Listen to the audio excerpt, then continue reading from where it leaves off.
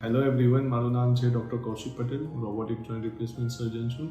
આજે આપણે ચર્ચા કરીશું કે આપણું વેઇટ ઓવરવેઇટ થાય, આઈ મીન જ્યારે નોર્મલ કરતાં વધુ વેઇટ થાય ત્યારે આપણા જોઈન્ટ્સમાં શું તકલીફ ઊભી કરે છે. પહેલાં ઓવરવેઇટ કોને કહેવાય એ કેલ્ક્યુલેટ થાય બીએમઆઈથી.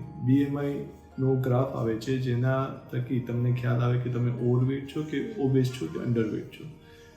Below 18 it is underweight. 18 to 25 you are a healthy individual, means healthy weight છે તમારું, અને about 25 to 30 આ overweight કહેવાય, અને 30ના ઉપર તમારું BMI જાય that is obese, means overweight કરતાં પણ વધુ થાય તો કહેવાય obese. ઓબેસમાં તમારે પછી બીજી બીમારીઝ આવે છે જેમ કે હાઇપરટેન્શન છે, ડાયાબિટીસ છે.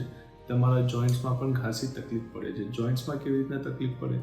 તમારું જ્યારે વેઇટ વધુ હોય ત્યારે જોઈન્ટ્સના કાર્ટિલેજ ઉપર વધુ પ્રેશરાઇઝ આવે છે, જે હિપ જોઈન્ટ, એન્કલ જોઈન્ટ અને ની જોઈન્ટ, એની ઉપર વધુ પ્રેશરાઇઝ આવવાથી કાર્ટિલેજ એક લેયર છે 2 to 4 mmની, જે તમારા જોઈન્ટ્સમાં હોતી હોય છે, અને જોઈન્ટ્સના કાર્ટિલેજ ઉપર જ્યારે વધુ પ્રેશર આવે ત્યારે ધીરે ધીરે ઇરોડ થવા મળે.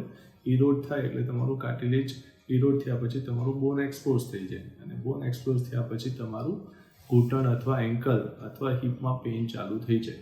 અને તમે એવું તો શું કરી શકો જેનાથી તમે ઓવરવેઇટ ના થાવ? તો એના ઘણા તમારે પ્રિકોશન્સ લેવા પડે અથવા લાઇફસ્ટાઇલ ચેન્જીસ કરવા પડે, જેમ કે જંક ફૂડ નહીં જમવું, બહારનું ઓછું ખાવું, પ્લસ ઓઇલી ફૂડ ઓછા ખાવા, રેગ્યુલર એક્સરસાઇઝ કરવી, લાઇફસ્ટાઇલ મોડિફિકેશન કરવા, રેગ્યુલર ચાલવા જવું, ફિઝિયોથેરાપી કરવી, યોગા કરવા. યોગા પણ એક ખાસો આનો મોટો રોલ હોય છે તમારે હેલ્ધી વેઇટ રાખવા માટે.